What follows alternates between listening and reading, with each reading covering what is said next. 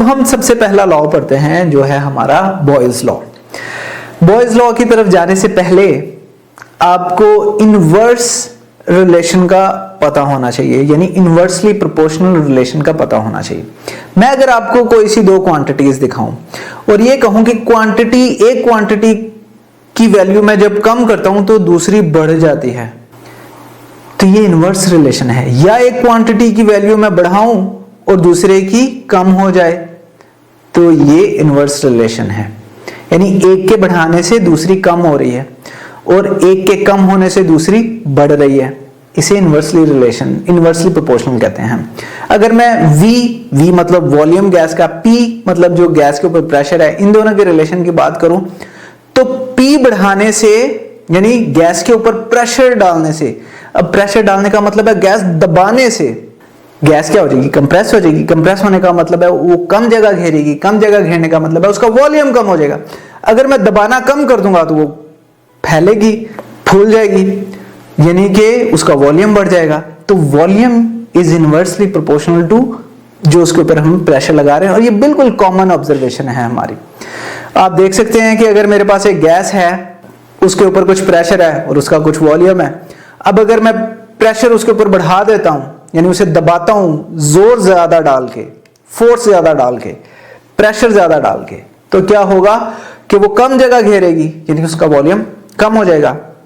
Volume, अब अगर मैं प्रेशर को कम कर दूं तो गैस एक्सपैंड होगी, यानी ज्यादा जगह घेरेगी, यानी उसका वॉल्यूम ज्यादा होगा।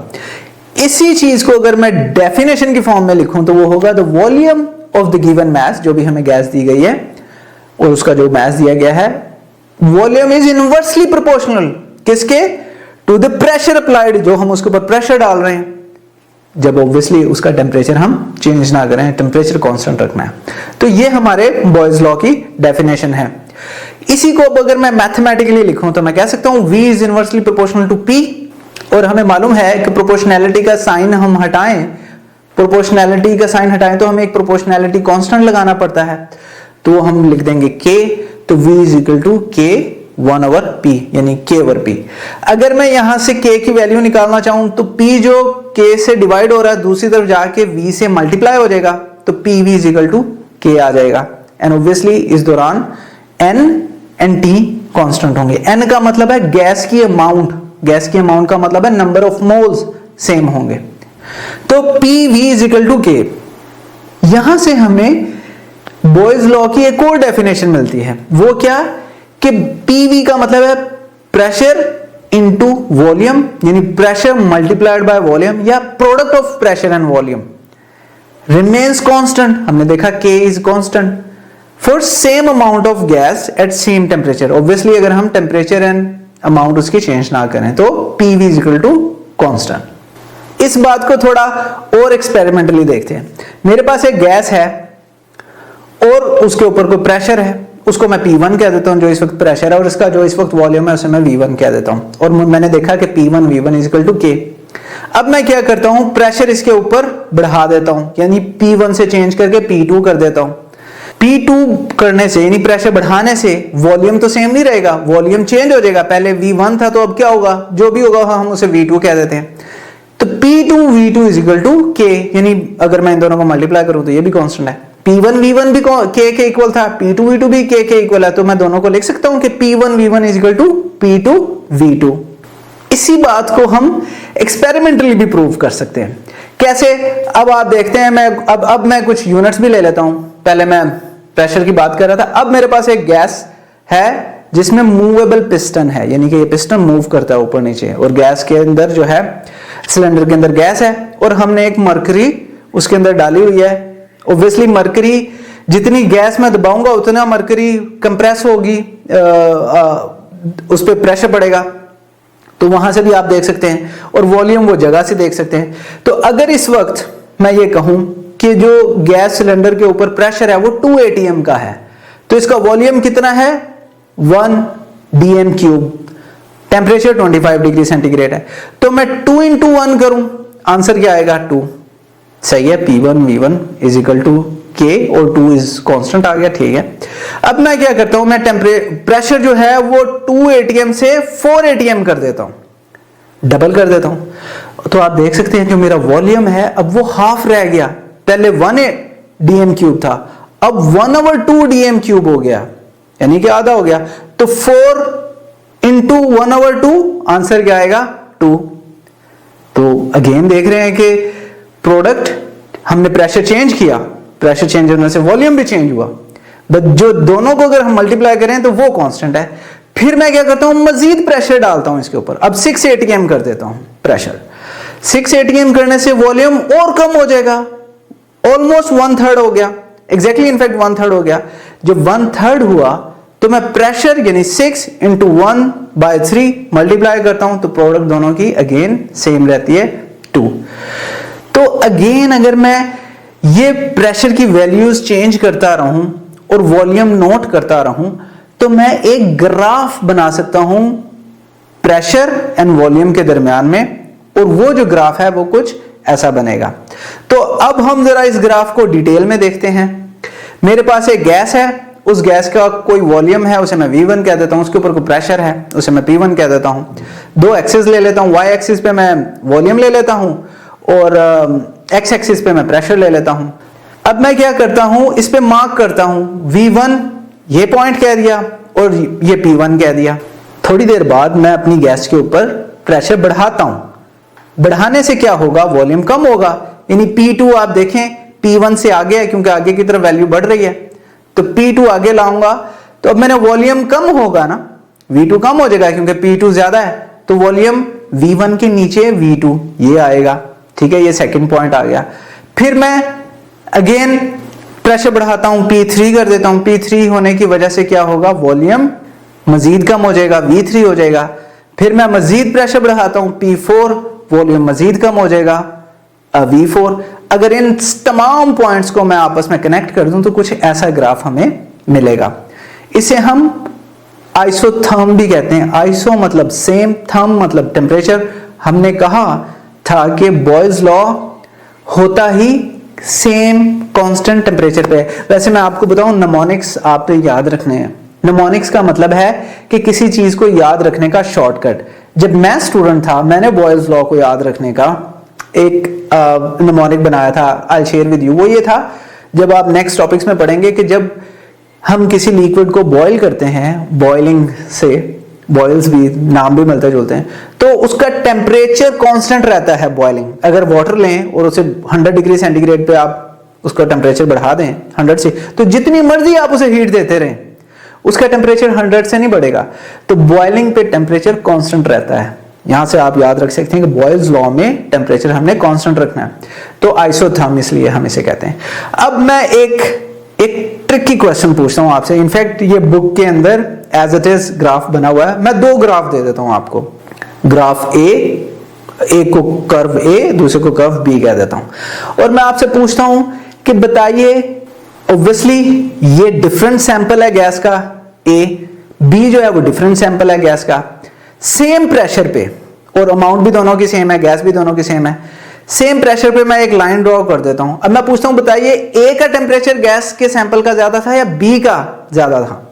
तो आपने क्या करना है, आपने देखना सेम प्रेशर पे मेरी लाइन ड्रॉ की, स्ट्रेट आ गई, सेम प्रेशर है, तो ए का जो वॉल्यूम है वो कितना होगा, V1 सैंपल ए का सेम प्रेशर पे। और अगर मैं बी का पूछूं, सैंपल बी का वॉल्यूम कितना होगा, वो V2 होगा। तो आप मुझे बता सकते हैं V1 ज्यादा है या V2 ज्यादा? ऑब्वियसली नीचे से ऊपर की तरफ वैल्यू बढ़ रही है तो V2 V1 से ज्यादा है। तो इसका मतलब ये है प्रेशर तो सेम है एंड अमाउंट भी सेम है, कौन सी चीज है जो चेंज हुई होगी? टेम्परेचर। हमने बताया कि ये दो डिफरेंट टेम्परेचर्स पे हमने ड्रॉ किया है, तो टेम्परेचर ज्यादा होने से वॉल्यूम भी ज्यादा होगा।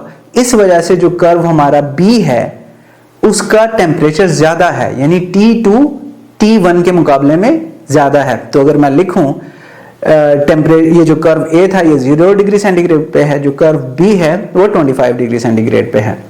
अब एक और वेरी इंटरेस्टिंग ऑब्जर्वेशन की तरफ चलते हैं बॉयल्स लॉ में। उसकी तरफ जाने से पहले अगर मैं आपसे ये कहूं मेरे पास ये क्वांटिटीज हैं A एंड B, और आपसे रिलेशन पूछूं टेबल में, तो आप देख सकते हैं कि जब A 2 था तो B 20 था। A हमने बढ़ाया 2 से 4 कर दिया तो B 20 से 16 हो गया। ए को हमने 4 से मजीद बढ़ा के 6 कर दिया, 2 से बढ़ा के 4 कर दिया तो 16 हो गया, 4 से बढ़ा के 6 किया तो 12 हो गया। यानी कि जब मैं ए बढ़ा रहा हूं तो बी क्या हो रहा है, बी कम हो रहा है। तो यहां तो समझ आ गया ए और बी का इनवर्स रिलेशनशिप है।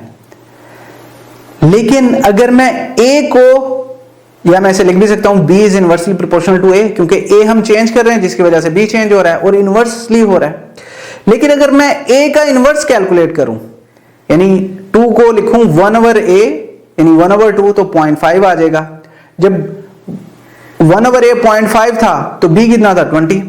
फिर मैंने क्या किया, a लिया 4, 1/4 इज 0.25। जब 0.25 था तो b क्या था 16, यानी मैं 0.5 से कम किया मैंने 1/a को 0.25, तो b भी क्या हो गया 20 से कम हो गया।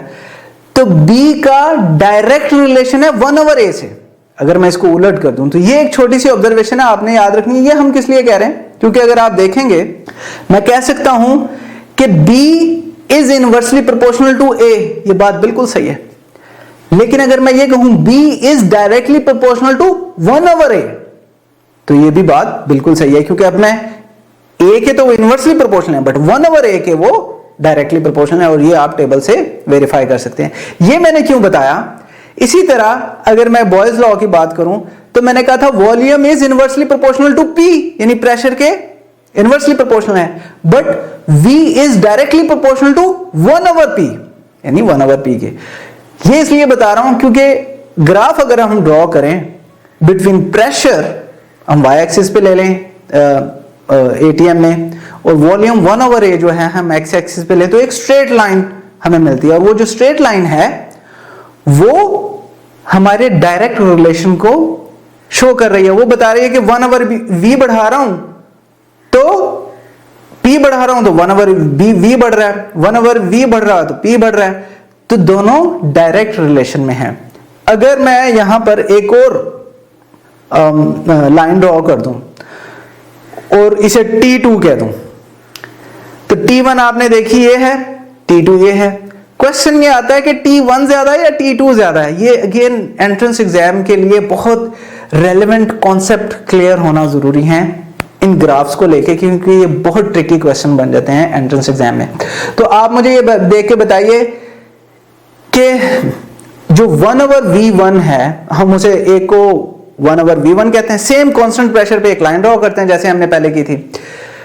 वो जो लाइन है हमारे T1 कर्व को भी कट करेगी, यानी टच करेगी, T2 कर्व को भी टच करेगी सेम प्रेशर पे। जहां T2 को उसने टच किया उसे हम 1/v2 कह देते हैं, जहां T1 को उसने टच किया हमारी एक लाइन को, उसे हम 1/v1 कह देते हैं। अब आपको नजर आ रहा है कि लेफ्ट साइड पे हम बढ़ रहे हैं तो 1/v1 बढ़ रहा है, तो 1/v2 छोटा है क्योंकि वो पहले लिखा है हमने, 1/v2 बड़ा है। ये तो हमें ग्राफ ही बता रहा है, क्योंकि ग्राफ में मैं इस तरफ जाएंगे तो वैल्यूज बढ़ रही हैं। आपको पता नहीं है, अगर मैं कहूं कि 1/10 इज लेस देन 1/2, ये बात बिल्कुल सही है। तो जो नीचे वाली चीजें हैं वो तो इनवर्स रिलेशन होगा, यानी कि 1/10 इज स्मॉलर देन 1/2, लेकिन 10 तो बड़ा है 2 से, ये बात है। इसीलिए मैं कह सकता हूं कि 1/v2 अगर छोटा है 1/v से, v1 से, तो v2 बड़ा है v1 से। ये हमें पता लग गया v2 बड़ा है v1 से। प्रेशर कांस्टेंट है तो कौन सी चीज ज्यादा हुई होगी, टेम्परेचर ज्यादा हुआ होगा, इसलिए जो T2 है वो T1 से ज्यादा है। और अगेन आप बुक में भी देख सकते हैं और हमारे एग्जाम्पल में भी देख सकते हैं, ऐसे ही है। अब हम थर्ड कर्व की तरफ जाते हैं जो हमारे बुक में दिया गया है। उससे पहले हमने ये देखा था P1 V1 is equal to K, या P2 V2 is equal to K, या P3 V3 is equal to K। और हमने ये भी देखा था अगर 2 ATM प्रेशर था तो वॉल्यूम 1 था, प्रोडक्ट दोनों की 2 थी। प्रेशर हमने डबल किया, वॉल्यूम हाफ हो गया, प्रोडक्ट स्टिल सेम रही। प्रेशर हमने 6 कर दिया, वॉल्यूम 1/3 हो गया, प्रोडक्ट दोनों की फिर भी सेम रही। तो हम यहां से जनरलाइज किया हमने PV इजिकल टू K। तो यही चीज अगर मैं ग्राफिकली एक्सप्लेन करना चाहूं तो मैं कैसे कर सकता हूं, मैं ग्राफ लेता हूं PV, y एक्सिस पे लेता हूं PV, और x एक्सिस पे लेता हूं प्रेशर। जब मेरा प्रेशर 2 था तो मेरा पीवी क्या है 2, तो मैं वो लाइन ड्रॉ कर देता हूं 2 पे। अब मैं क्या करता हूं, प्रेशर 2 से 4 कर देता हूं, बट मेरी पीवी तो सेम है, इसलिए हमें एक स्ट्रेट लाइन मिलेगी जो एग्जैक्टली के पे ड्रॉ हुई होगी। तो के तो 2 ही है, इवन दो प्रेशर 4 हो गया। इसी तरह अगर मैं प्रेशर 6 कर देता हूं तो प्रोडक्ट तो फिर भी सेम है, तो वो जाके 6 के सामने भी जो हम पॉइंट ड्रॉ करेंगे वो 2 के सामने ही करेंगे। तो दैट्स इट। हमने ग्राफिकल एक्सप्लेनेशन भी पढ़ी, एक्सपेरिमेंटल वेरिफिकेशन भी पढ़ी, and I am sure this was very easy. अगर आप ये लेक्चर कंप्लीट देखना चाहते हैं और बेशुमार MCQs और उनके एक्सप्लेनेशन चाहते हैं तो कृपया अभी गूगल प्ले स्टोर पे जाइए और डाउनलोड कीजिए ऐप हिप्पो ई-लर्निंग प्रोग्राम, और इससे खुद भी फायदा उठाइए और साथ साथ अपने फ्रेंड्स एंड क्लास फेलोज को भी रेकमेंड कीजिए। And don't forget to like this video and subscribe to our channel. धन्यवाद।